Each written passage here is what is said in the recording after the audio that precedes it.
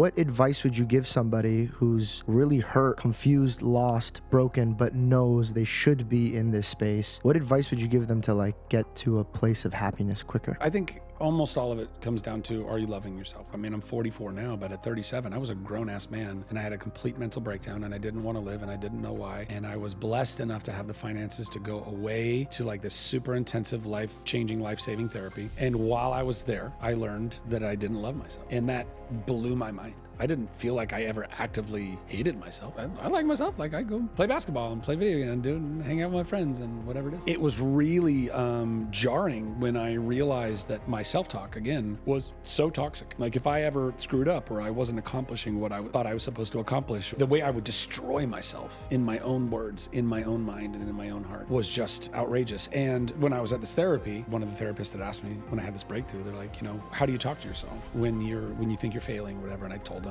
you fucking idiot. A lot of the same things that I was hearing from my parents when I was growing up. Do you ever use those words with people that you love, like your friends and family? I was like, God, no. Not that I was some perfect saint or whatever, but I would never be like, you fucking idiot. Of course not. They go, so why do you do that to yourself? At the bottom of it all, you can do all kinds of work on yourself. But if you don't think you're deserving of that work, then none of that's going to stick. None of it's going to mean anything. You're going to go nowhere. You've got to start at the root of it. And the root of it is you are not just capable, you are worthy of love. One might ask, well, how do you go about loving yourself, right? That's the hard part. But I think that starts with capturing your thoughts. The darkness wants you to believe that you are worthless, that you are not loved, by the way, by yourself, that nobody is an idiot like you. Nobody's suffering like you. Like you shouldn't talk to anybody about it because it's only going to make it worse. That is the lies of the darkness. I know that I am beloved. I'm beloved by my Creator. I was fearfully and wonderfully created, knit together in my mother's womb. This I know, which means I'm deserving of that love. Go live that life.